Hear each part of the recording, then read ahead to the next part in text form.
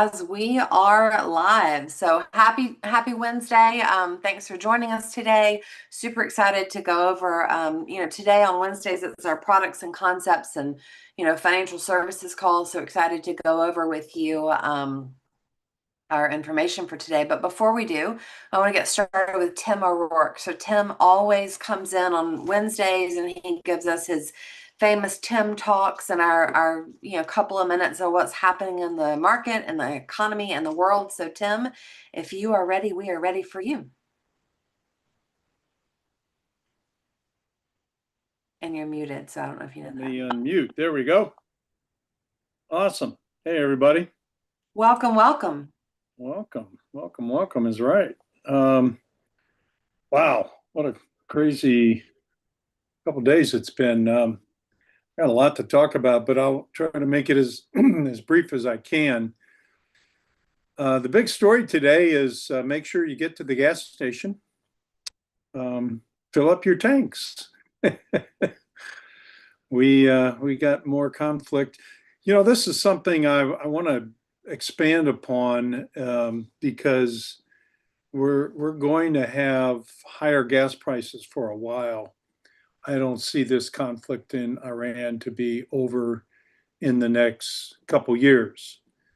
And as I always talk about, and I'll go back to this because I spent a lot of time there with these people, and I know the culture very well, that they are very much a prideful kind of culture, and they take what happened to them very personal.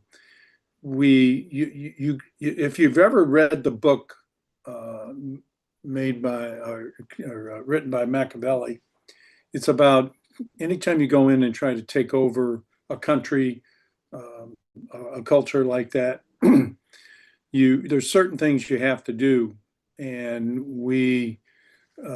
this current administration failed miserably at what they were trying to accomplish here. And so in that, what they were trying to do, when you fail like that, you have a government, a system, a regime that is not going away. And so anytime you kill their leadership, their upper leadership, they just keep replacing them. And so when you do that, you still have the same theoretical leadership that is going to just keep their same mindset.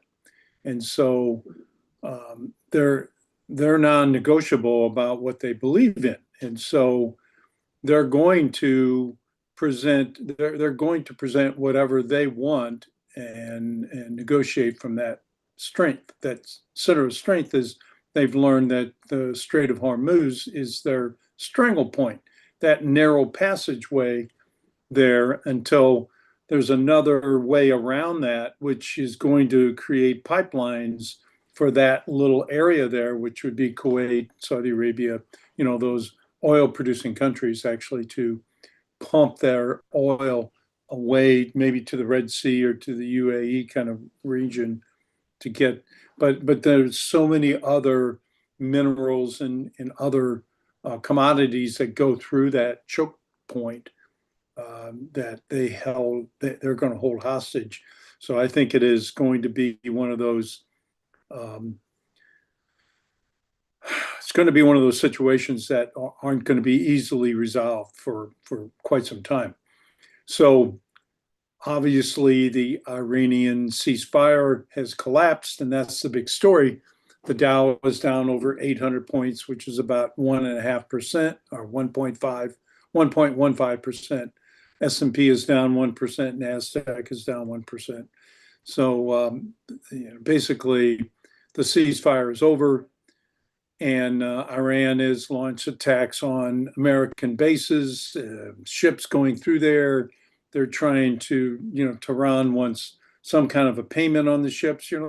They want money. They've got to find money. Now they're stopping Iran from getting any oil through there. So we're in a big quagmire again, I guess you might call it.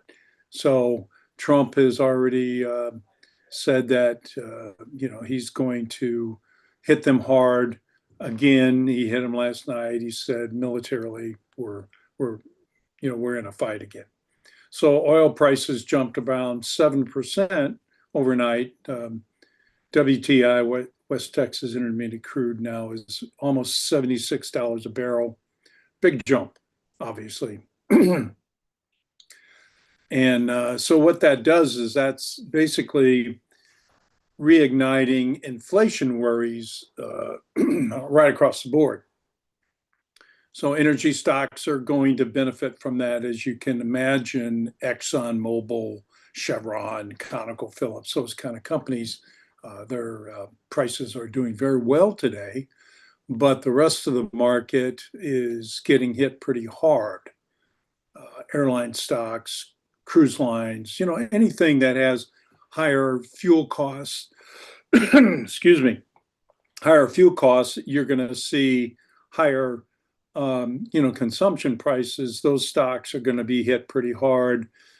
Tech is considerably weaker today, as I call it, the great rotation. If you've seen my comments, and Tim talks, the rotation into defensive kind of positions is going to continue.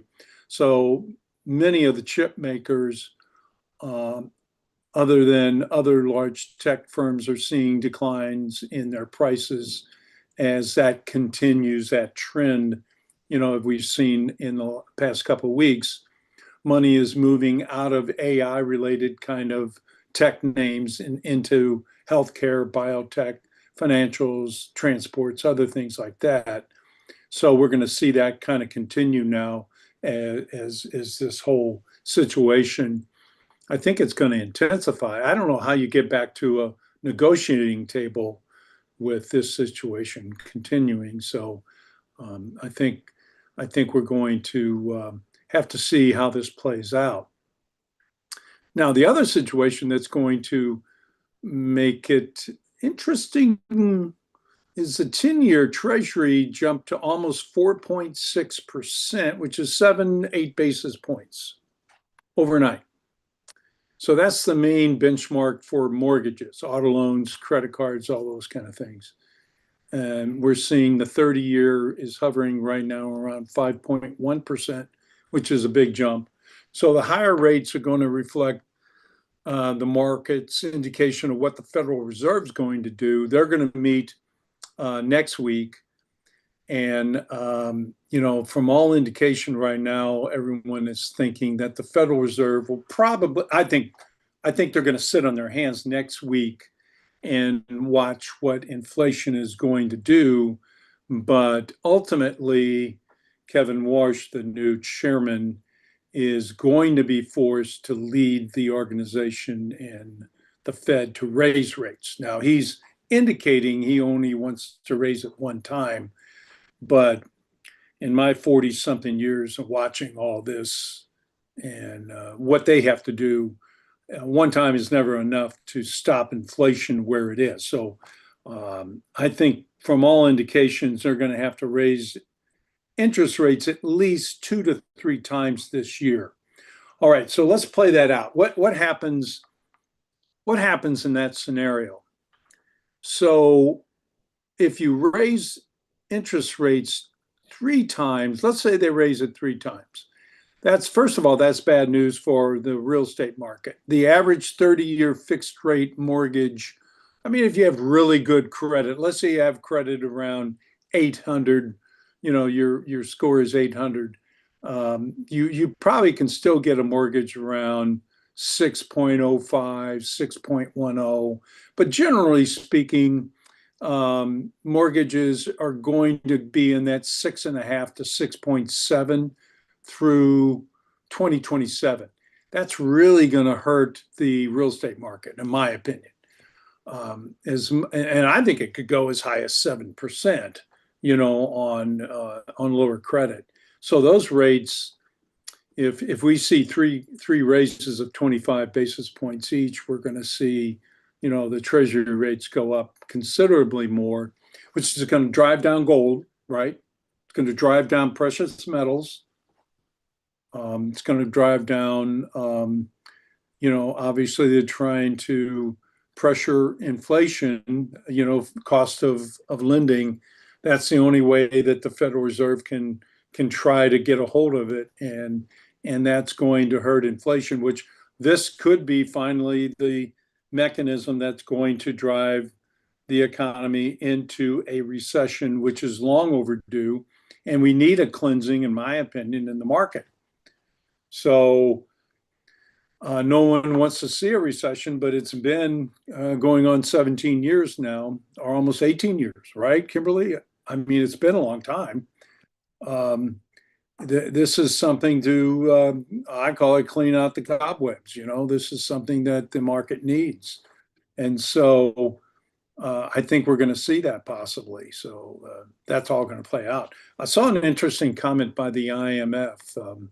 International Monetary Fund said they expect oil prices to rise 32% for the rest of the year. So if we see that, we're definitely going to see a rise in inflation. And they also see global consumer prices increasing by nearly 5%, which is up from 4.1% is what they forecasted in 2025. So due to all that uncertainty was surrounding the Iranian situation, and all due to the Strait of Hormuz and all that material, oil, and the material that moves through that Strait of Hormuz is going to affect inflation. And then one other comment I want to make before I make a couple last comments, if I could, is the war in Ukraine continues. It's been 4 years. I mean, this is kind of it's not on the national news just because of what's going on in Iran, but this shows you how wars never end, right? Russia's just sent a huge wave of missiles and drones into Ukraine overnight. They killed about 22 people, but they found a soft spot in Ukraine's defense system, and so they just killed about 22 people. And the attack reportedly exposed, all their air defense weaknesses. So Ukraine is asking for the U.S. to help them with Patriot missiles. And in exchange, what's interesting out of this is Ukraine said that they would help supply the U.S. with drone technology and called more drones to the U.S. to help the U.S. with the war in Iran, and if the U.S. would help them with the missiles over there. So it's an interesting kind of dilemma that's going on there, and it'll be interesting to watch how the U.S. responds to Ukraine's ask over there. So that's the latest news there. Now, here's a reality. This just happened to a friend of mine, so I want to point this out to everybody and how important of what a job you're doing in recruiting becomes, because I know someone who works for Amazon recently, and they went out to a training meeting in California. So this is an actual friend of mine that this happened to. They were flown out to California a few weeks ago for some training. And then a week later, after they got back, they got an email that they were laid off. It was an automated email. They went out for training. They got back to their home here in Atlanta, and they got an automated email that they were laid off. And it was due to AI, artificial intelligence. This is how real this is becoming, that people are getting laid off. And this person told me, a friend of mine, he just said, like out of the blue, he was thinking, wow, I went out there for training, everything was fine. He gets back, he gets an email, he's laid off. Why would they fly him out there? He said, and it was just puzzling to him. But that's how real, that these situations are. This is why you talk to everybody out there you meet and recruit. This is how important our jobs are, because you never know who the next person you might recruit could be. An RMD, an EFC. You don't know, the opportunities or what might happen to them, their job. Maybe they're looking for a secondary income, whatever. The opportunity or what their motivation might be. And so when I heard that to my friend, I even talked to him about HTI. You know, I'm out there recruiting even. So I just want to make that comment, Kimberly. I thought it was pretty amazing when you think about people we know, people we talk to out there. They seem to be happy, everything's good, and all of a sudden, boom, you know, your world changes. And so you never know when that's going to happen to anybody. And one other thing, you know, I read this article about the American dream. What is the American dream? Well, it's defined as achieving financial stability. I've traveled to over 40 countries. I've been to a lot of places. Mauricio, you come from Mexico. I know a lot of people on here from different countries. We're all immigrants here in this country. My grandfather was from Ireland. My grandmother was from Germany. We're immigrants to this country. The American dream is a funny thing, you know. I think it's more than financial stability. According to a recent survey that was conducted by CNBC, I think they did 4,100 something people, and 58% defined it as owning a home. But another large percent said that it means feeling like you're part of a community. And I don't know if anybody ever feels like that, but I feel like HGI is a community, right? We're all part of something. And that's what we offer is more than financial stability. I don't think that's enough. Life is pretty boring if you don't belong to something greater than yourself, something that you give back to.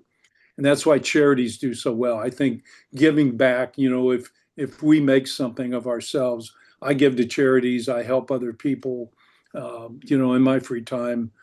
I think psychologists even say, you know, a sense of belonging is essential to a good life, and that's really what HGI does, and that's what makes us so unique, and that's what we're selling out there. You know, that sense of a community and helping each other, and that goes hand in hand to that person I know that just lost their job at Amazon. So go out and recruit.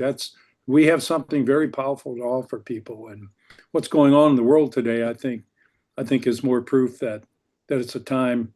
And we're going out to the Convention of Champions. I hope you all will be there. I think it's a great opportunity to be real and be present right there. So that's my comments for today. Kimberly, I'll turn it back over to you. Thank you, Tim. I always look forward to hearing your perspective, obviously, on what's happening in the world, and also hearing your passion when it comes to, you know, talking about our business and our opportunity. So I know that it goes hand in hand, and we talk about it a lot, but you know, our job and our We responsibility will is to help make you sure people are guys taken on care of financially. onboarding, licensing, Hold on a second, let appointments, me all mute. the. Okay, sorry. I know that our job and our responsibility is to make sure that people are taken care of financially. And that is definitely what we do when we sit down with people and help them with their financial plan, which we're going to talk about today.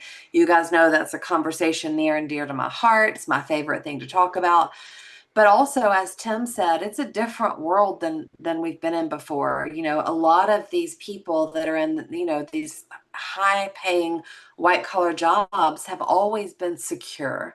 You know, they had enough money coming in, they were living at the means that they enjoyed, and they were okay.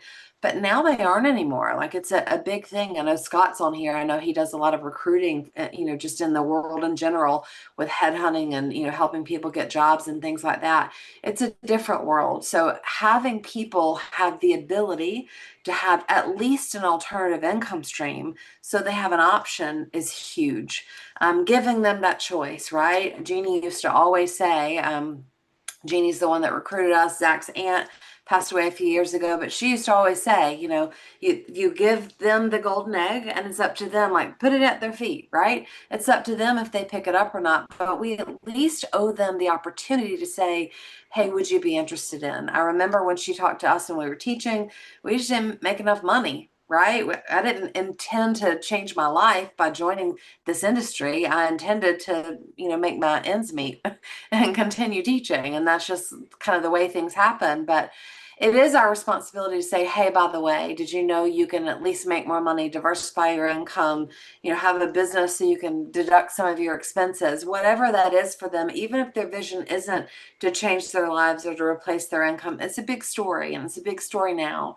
The other part of the big story now is I have a ton of people that are coming to me, people that I know personally, on Instagram, social media, Facebook, whatever, reaching out saying, hey, I'd like to have a conversation about what you do.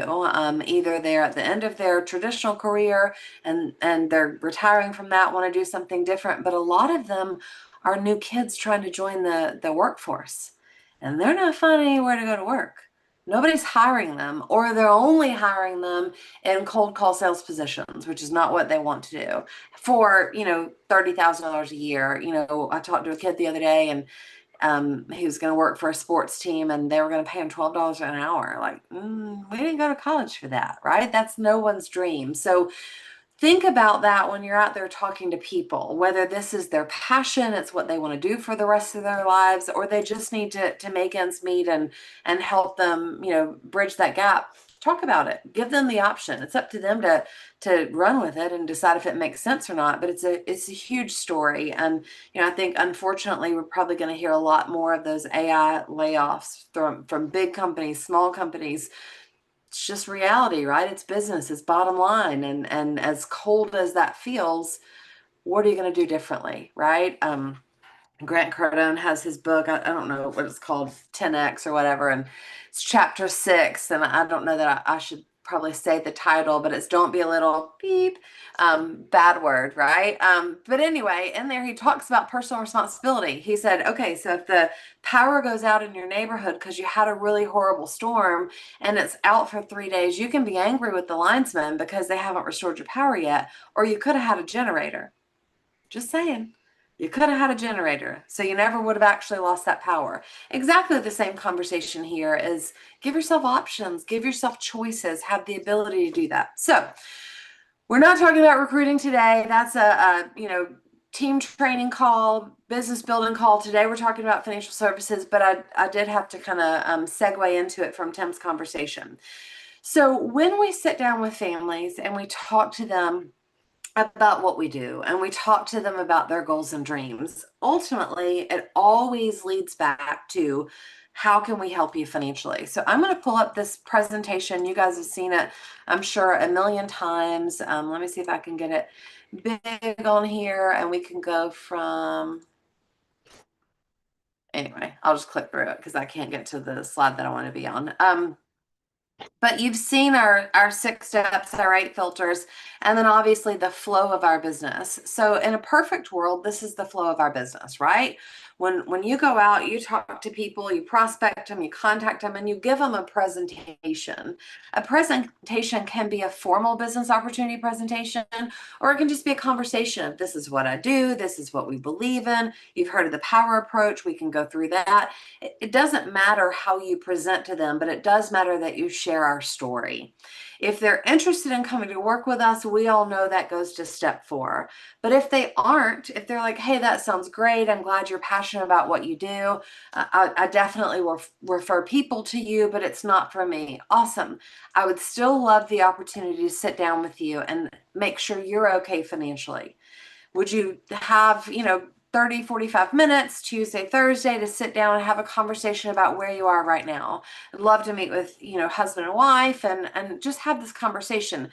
9 times out of 10, they say yes. It's a free review. Most people have never had this conversation, so absolutely. And you see that green box as the product presentation. Whether you get there from recruiting someone and taking them through the filters, or you get there because people say, hey, that's a great story, I'm not interested, but yes, you can help me with my money, or yes, I'm interested in a second opinion.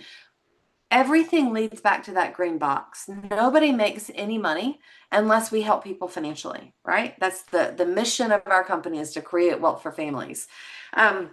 So everything leads back to that green box. Now I'm going to stop the share and then we can kind of talk about that. That's one of the things Jody wanted me to talk about today.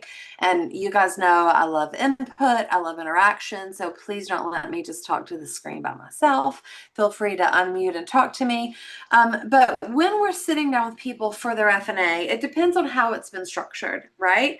So a lot of times my clients, when we sit down to actually have that appointment, they know that's what we're there for. They know we're there to gather that initial information so we can come back for a second appointment with recommendations. Sometimes we aren't quite there yet, right? Sometimes it's okay, you're not interested in the business. Let me give you an overview of what we do financially. And that's where we pull up Abacus, right? And when we pull up Abacus, we have that initial presentation there. My computer is spinning, so it's not actually going.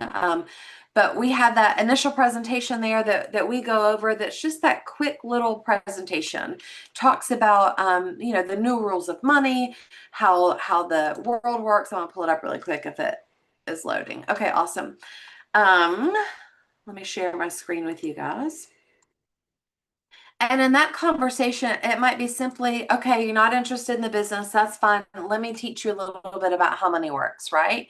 And here we're going to go through this. Is the FNA simple? Mauricio, no. Yeah, actually, any one of any and the FNA Okay, it's all of them actually have it. I see it If I here. can, and I'm not going to hijack the conversation or anything. It's how important it is to set the stage there for them. Yeah. Like how you say, hey, let me teach you a little bit how money works. I say, hey, like, one of the first things that I like to share with people is, it's these concepts so we can lay the rest of the conversation on solid ground. And so there's ways of saying it to go dive in here. It should be 15 minutes of magic or 15 minutes, but it's so critical to do it because that earns a lot of credibility for you. Absolutely. And you need to teach people how money works, right? That's what we're here for. That's what we do. So just to show you again really quickly, if you go to FNA tools, there are three different versions of that, right? I think probably a lot of us are using the FNA simple, but if you click on it at the top left, you'll see where it says financial basics. Just click on financial basics and it's going to pull up that first presentation. You can click full screen and you can go through that with them, right? I'm not going to present it to you, but I'll click through the slides just so you see it. But you've got the wealth formula. How do you make money? Obviously, money time, rate of return minus inflation and taxes equals wealth. Then we teach them the rule of 72 and how important it is to allow our money to double. Then we teach them about the world of investments. We talk about protection, right? Which are people are familiar with, fixed CDs, banks, things like that. We talk about potential, which people are familiar with, stock market, 401ks, stocks, bonds, mutual funds, all of that. And then we talk about the hybrid world in the middle, which people might not be quite as familiar with, where we talk about, the ability to track the upswings of the market and the guarantees against loss and having those floors and things like that. After we show them that, we go into the world of taxes. We talk about taxable money, tax deferred money, tax advantage money. If I had to ask on here and somebody can unmute and say, where is the majority of people's assets when you meet with them? If they have any money at all, where do they typically have it? Taxable and tax deferred. Typically, yes, but really typically tax deferred, right? Because where is it? 401k. It's in their 401k. They save through their employer. They think it's going to be enough. It isn't, but that's where they save, right? So we have this conversation to educate them on the things that we're going to teach them using their personal plan. We have the X curve that talks about the responsibility of having life insurance, the need of that, of die too soon, living too long, everything that life insurance should cover during those moments of your life. We obviously have, that on a different scale, talking about just protecting your family and planning for retirement. Then we have the 6 steps that we go over. So when we sit down with you, whether it's today or in the future, these are the things that we're going to look at. Increasing your cash flow, controlling debt, emergency fund, proper protection, building wealth, and preserving wealth. So when we sit down with families, again, like Mauricio said, we want to give them some financial basics. We want to give them some financial education. That is the mission of our company, right? That's what we sit down with people for, and that's what we're teaching them. After we do that, that's where we gather that FNA. That's where we gather that data. It is so important to gather that information. Even if they come to you and say, hey, I have nothing. Even if they come to you and say, hey, I only want a term policy, that's fine. That's all we're going to give them. But that meeting, that conversation really is your relationship. You are building that relationship. If someone has nothing today, it doesn't mean they're not having anything forever, right? It just means that they're starting out and they need some financial basics. They need that financial education. And then as they grow, you still want to be their person, right? They could just be starting out today, have nothing, have student loans. We've all seen those stories. But then going forward, they land a great job. They need somebody to help them plan for it. Who's that going to be? If you do this correctly, if you create that relationship, if you deliver value, that will always be you. If you don't, because you dismiss them or whatever, it's not going to be. So always take the FNA. You've all seen Abacus. You know how that works. I love a paper FNA, at least for that initial conversation, because I like the relationship building of it. But sit down with people, talk to them about where they are, where they want to be, and put that plan together. But know how important that is. Know how important it is for you guys to create those relationships. That's what the purpose of that initial appointment is. Typically for me, it's a two-part process. We're going to sit down, we're going to talk about goals and dreams, where you are, what you want to be, and then we're going to come back and we're going to present our recommendations. So I want to, and then obviously once we get through that, then we will write the applications and things like that. I consider it like a one-time close. We're going to sit down on that second appointment. I'm going to show you everything that I think you need to do, and we're going to talk about why. And once we're finished with that, then it's just taking the applications. I don't have to educate you anymore. I don't have to I might have to educate you again, but I don't have to resell you. Like, you understand, the reason we're doing it, the concepts behind it. You might need some clarification, but ultimately at that point in time, it's really just sitting down and saying, what's your name? What's your birthday? What's your social? And having those basic, fill in the blank application questions at the end of the day. So I want to share with you guys today an FNA that I did with one of our teammates recently. And I think it's a picture of exactly what we're talking about. And again, clients are always going to be all over the board, but this is hers. And I put it together. Let me scroll, make sure I got the right one. Yeah, I just put it together in a Word document just to kind of show you, bullet point out exactly where this client is. And remember, with every client, we're going through those 6 steps. We're looking at increasing cash flow. We're looking at controlling debt. We're looking at preparing for emergencies. We're looking at how much they have in life insurance, right? Proper protection. We're looking at building wealth. Can I help you reach your retirement goals? And then we're looking at preserving wealth. We've done all this work. If we don't make sure that you have, a will or a trust and it goes to who you expect it to go to, then we still haven't finished our job. So this client, we sat down a couple of weeks ago and we're just having a conversation, and I'll zoom in so you can kind of see this and also so you don't skip ahead. But this is a 62-year-old female. She is married, but they do a lot of their finances completely separately, which I know isn't typical. And we always say husband and wife, but in this situation, we're planning for her. We're planning for her goals, her needs, because that's where it is, right? So, my question that I always like to ask, who knows my very first question when I sit down to talk to someone about an FNA? That's my very first question after we get through, understanding each other, getting to know each other. What do I ask them? I know some of you know. I'll say. Okay, thank you, Gail. If I could wave a magic wand and everything looked ideal in your world, money's not an issue, what would that picture look like? Yeah, for sure. Because I want people to dream. It's so hard for people a lot of times because they only, put one foot in front of the other and just move forward on a daily basis without thinking about their future, without really allowing themselves to dream. And a lot of times it's super hard for people. So I take a minute and I'm like, let's pretend, right? Let me wave my magic wand. If tomorrow is perfect, if it looks exactly like you want it to look like, what is that? Sometimes people are like, what do you mean? I'm like, okay, let's pretend like you won the lottery. If you won the lottery, what does tomorrow look like, right? everybody's answers are going to be different. But if you ask that question, and if you start with that question, you will see their entire body language change completely.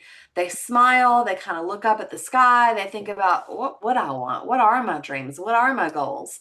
And a lot of times they'll give those to you. So for this particular client, she wants to own a second home on the lake, somewhere on a lake. It doesn't really matter. She wants to be able to leave money for her children. She doesn't want to be a burden on her children.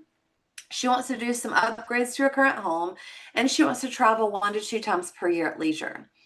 What is my job with all of this data that I'm gathering? My job is simply to see as many of those goals that I can check off. Can I help her accomplish them? Can I make this happen? Can I allow her to live her dreams in her future, right? She's 62. She's not working much longer. Can I do this for her? Is that possible?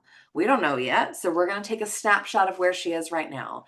How much money does she have available to reach her goals? Obviously, that's my last question, not my first one, but I just wanted you to see she's got $600 a month that she can set aside to reach her goals.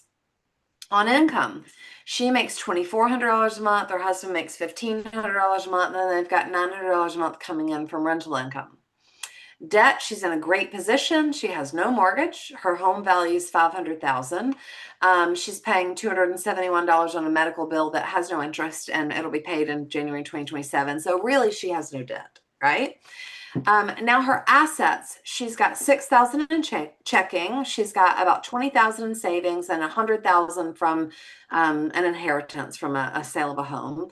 She's got an old 401k of $560,000. She's got a Roth IRA of $10,000. So those are her assets. She's got some money, right? And her life insurance is $250,000 current policy. It expires in 5 years. She's only paying $124 a month. Her retirement goal is $5,000 a month. And her pension or her Social Security. So now we are at her retirement goal is $5,000 a month. Can I make this happen? Right? So when I'm looking at all of this, my first goal for her is, can I retire her and can I give her the income that she needs? And then we'll go back through and look at all those other goals that she just talked about. Can we accomplish that? Right? So $5,000 a month. First of all, I'm going to take what she's estimated her Social Security to be, and I'm going to always ask my clients to look that up. But we also have the calculators on Abacus that will give you a rough estimate. So hers is $2,570 a month at age 64. Remember, she's 63, 62. So in 2 years, she can get $2,570 a month for the rest of her life. She has a small pension that starts at 65 of $288 a month. So her total income outside of anything I'm helping her with is guaranteed to be $2,858 per month, right? For the rest of her life. She wants $5,000 a month. So I'm short $2,142 a month to reach her goal, right? Let me ask you a question. I know it's rhetorical, but when someone retires, how long do they want to be retired? Anybody can answer. Forever. Forever, right? They want to retire forever. They don't want to have to, retire for a certain period of time and go back to work. They want to be able to retire forever. So when I'm planning for this, I want to plan for forever. I want to make sure that we can make this happen forever. So that's what we're going to do. That's what we're going to talk about. If I were in the traditional world, how would I have her retire?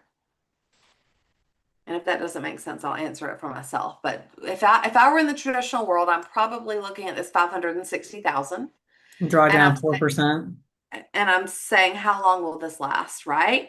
And if I do that, then I'm looking at 560,000 times the 4% withdrawal rate, right? Which says that I can withdraw 4% per year, every single year for almost a 30-year period of time with a 95% probability that I won't outlive my income. But that's without taking any lump sums or withdrawals or anything out of that, right? So if I pulled 4% from that, just to show you guys how that works, if I said that, if I were a traditional advisor, because that's who I'm competing against, because I am competing, I will win, but that's who I'm competing against, is $22,400 a year. If I divide that by 12, that's $18,666 a month. So I'm close to this 2150 that she needs, right? Without me, she's close to that. But in that 560,000, she can't touch it. She can't do anything else with that other than conserve it to pay her bills, to guarantee her income with that 4% rule probability. You guys see that, right? Gail? I was just gonna say, I mean, it just seems like Nationwide new heights because that's more like an 8% drawdown with just half of her money and let the rest continue to grow. So that's exactly what we're going to talk about is traditional world. That's what they're recommending, right? They're recommending spend down that $560,000 through that 4% rule, and it should last you through retirement. It will. She'll still be about $500 a month short, but it will.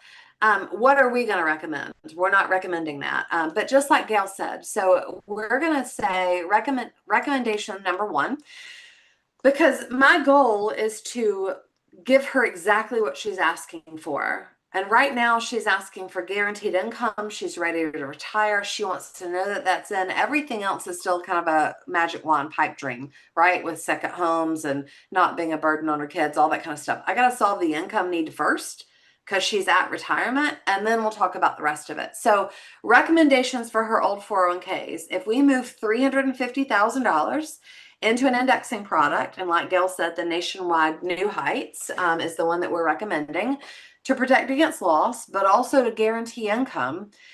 In 1 year with 350,000, not 560,000, I can guarantee that she's going to have $24,513 a year coming in every single year for the rest of her life. If she put 450,000 there, I could guarantee in 1 year that would be 31,516 for the rest of her life. So based on Social Security and her annuity income in 1 year, her income for life will be between 55,353 and 62,356 for the rest of her life, guaranteed with zero variables. And I didn't know at the time about that little pension, so that's not included in here. So we have solved her income need. We have guaranteed that she's going to have that money coming in for the rest of her life, regardless of market volatility, regardless of anything else. She knows that she's going to be able to retire forever based on the income need that she has, right? Based on that goal that she has. Now, what am I going to do with the difference? So like Gail said, we don't have to take that entire bucket of 560,000 and get it, like, do away with it or set it aside and say, I'll never lump sum this out. She's got dreams still. She wants a second home. She wants to leave a legacy to her children. You know, she's got other things that she wants to do. So with that remaining balance and that Roth IRA, I'm going to move it to a managed money platform. I'm going to recommend, because obviously Zach's going to do that, for growth and active money management. That is the money that she can use to purchase her lake house when she's ready. She's going to have between $200,000 and $300,000 liquid for withdrawal as she see fits that will not affect her income ever, right? Because her income's guaranteed for the rest of her life with zero volatility, and she still has play checks, right? She's still got money she can reach in and she can access, and she can do something with that. As far as, we'll talk really briefly here about WFS, you know, that's our managed money platform that we refer inside of HGI. Zach, my husband, for those of you that don't know him, he is the head of that world. If you ever want to get your 65, it'll block transfer back to you under certain provisions. But even if you never did, until you're licensed, that's not money you'll be paid off of. Why is it important that you recommend that that money is managed under someone under our HGI platform and umbrella? Because that way you keep the relationship.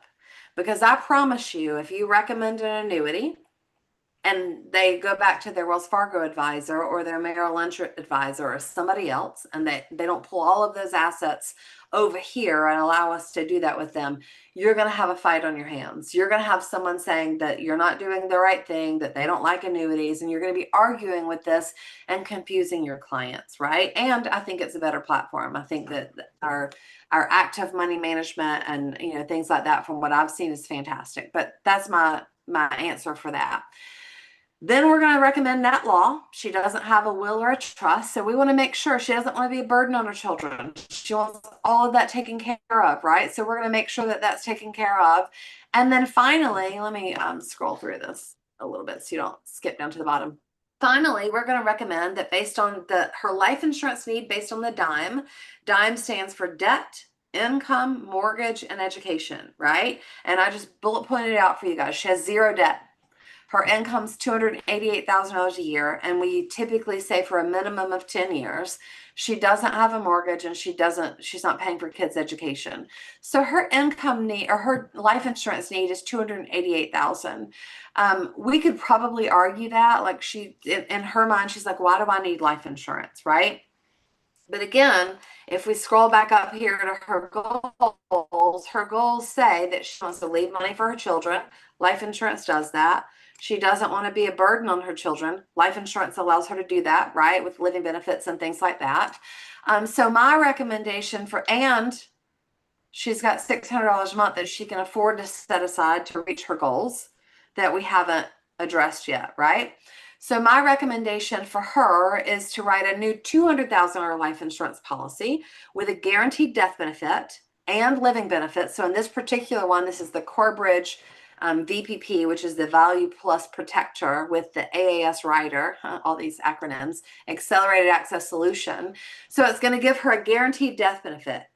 At some point when she dies, that money will go to her beneficiaries unless she uses it first. But she will get all $200,000 of that money, either in a death benefit to her beneficiaries, in living benefits if she needed to access it for chronic, critical, or terminal illness, which we all know, heart attack, stroke, dementia, something like that. Or because this one has the accelerated access rider, it can also help with long-term care needs. So that particular one, it definitely has the living benefits, but the accelerated access rider also kind of gives you a guarantee on how much you can pull per year or per month if you had a chronic illness, if you couldn't do 2 of the 6 activities of daily living. So it mimics long-term care, but you don't have to have receipts. You don't have to prove what you're using it for. If you qualify for it, you get a distribution, right? So that's my recommendation for her, because it's going to check all of those boxes. It's going to cost her $602 a month through age 75. I've stopped paying it, so I could make it cheaper if she wanted to pay it longer, but I want her to be paid up. I want her to live retirement. I want her to have a $600 a month boost at 75. So we're going to pay that policy until age 75, and then no more premiums are due. So I'll go back to her original goals. Did we check every single box for her? She has liquid money left that whenever she sees fit, she has enough money to at least make a down payment on her lake house, right? So yes, second home on the lake is a possibility for her. Leave money for children. She's already got the equity in her current home because she owes nothing on it. If she buys a lake house, then she's going to have the equity from that lake house. And whatever's left from her annuity or assets or things like that, she can leave to them. So all of that is as bundled up. If she does life insurance, she's got a death benefit to leave to them, right? Not be a burden on her children. If she does the life insurance, she's not a burden on her children. If she doesn't do the life insurance, she's still never going to run out of income. She has enough money to take care of herself for the rest of her life. Do some upgrades to her current home. She can easily do that with the lump sum that she has, and then travel at leisure once or twice a year. She doesn't want to do anything crazy, but she wants to be able to go. Did we solve all of her goals? Did we do everything for her? Yes. Is there anything she can argue about this? No. Did we do it with less money than the financial advisor? Because the traditional financial advisor is going to take all that $560,000. So while she might be able to live on a little less money than what we're guaranteeing her, she can't do any of the rest, right? She's not making sure that she's got a second home on the lake and she's got all these different things. So we're giving her choices and we're giving her options.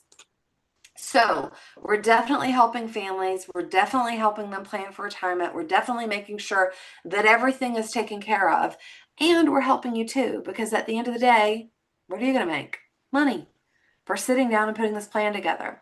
So going through all of this, at the end of the day, here are your commissions. And these are just kind of estimates, but very close. So commissions on a $350,000 annuity, assuming she only did the bare minimum, then that commissionable premium to the company is $19,250. Net law is $165. Life insurance is $51.89 target premium. So that entire plan, because you did an FNA, you asked all the questions, you said, hey, let me help you. At beginning contract level, you can make $11,000. At 60%, you're going to make almost $15,000. At 78%, you're going to make $19,000. You are doing good things for people and you're making really good money for yourself. So I just wanted you to see like a whole plan. I think sometimes it's easy just to see in a snapshot, like, what do we actually do? How do we help people? What does it look like? Are we helping them reach all of their goals? And are we making money for doing so? Anybody have any questions about this that they want to ask? No? I have one Everybody wanna question. do- Yeah, sure. At 62, what you spoke about living benefits and the accelerated access rider, would she qualify for such at 62 years old? Yeah, for Depending. sure. Okay. It depends on her Right, of health. course. So if you're writing a policy, everything is always going to be underwritten, right? So it depends on their health. But they can definitely qualify for a permanent policy with living benefits through Corbridge, North American, any of the companies that do that. The accelerated access rider, she can qualify for that as well. It probably will be, it might be a different, like I've had several that I've written lately where they do an additional questionnaire, like a cognitive questionnaire and things like that. Yes. But as long as they pass that test, then yes, absolutely. They qualify for it and they're good to go. Thank you. Yeah, you're welcome. So I just wanted you guys to see this. I wanted you to see a snapshot of what do we actually do for families? Like, what do we do for people? Can we really help them reach their goals and dreams? And if she didn't have that much money, then what would my option be to her? I would solve the problem that I could solve with the money that I had. And then my other recommendations, hey, you need to make more money. How are you going to make more money? And you know, if you're asking me, and in our line of work, we live a pretty great lifestyle and we have freedom and flexibility to do what we want to, but we also can make money while we do that. So come work with us, right? Get your license, refer your friends. Let's do something to make that extra money that you need if we can't plan for it with the assets that you have. But anyway, any questions? Any other questions before we sign off for the day? Hey guys, I am here listening. Thank you all for being here. I was just going to kind of let you see a couple of things. Today here at the home office, Roy Hadaway has about 25 people that are licensed with Medicare and Medicaid that are all coming over with us and adding these products. So give you a little picture of the room here. You can see everybody here. So much fun. Say hello, everybody. Hi. Mm-mm. So pretty cool. And then tonight we have the training with the Nexus, and it's going to be also it will be hang on a second. They have the training with the Nexus that's going to be it's going to be zoomed to all of you. So look in your links. And also when you go to Vegas, you're going to hear from this guy. You were talking about Wills and Trust a minute ago. They were talking about it. So Yeah. this is Mark Sterneman, who's our Hi, Mark. fearless leader with Hello, with everybody. that law. So he's going to be in Vegas and just you're going to be there with him, right? Absolutely. I'm going to be there. I expect everyone to come to the booth, say hello, take some of my brochures because I don't want to take them back home. So we're going to have a great time and learn a lot of good stuff. Awesome. Thank you, buddy. Yeah. Appreciate Thanks. it. Thanks you, Kimberly, for everything. Yeah, you're you, welcome. you bet. Mauricio, did you already do something or do you want to take us a couple of minutes or I know we're up against the Well, hour. it's the 1 o'clock. I would just say 2:30. We're going live. Got a lot of amazing updates you don't Yeah. want to miss at 2:30. I'm actually headed over to the office right now to be there, but I'll do the Good. 2:30. to about 3:30, and then squeeze into the Robert team Good. there to just share some of the things that we can do with Abacus and other tools. So excited. See you guys at 2:30. Thank you, Thank Kimberly. all It of was you. great Great today. call. Thanks, Yeah, guys. Thank you, bye. See you Kimberly. soon. Yeah. Thank That you. was See you awesome. guys in Vegas. Look forward to seeing you, Gail. Take care. Bye, Bye-bye. guys. See ya.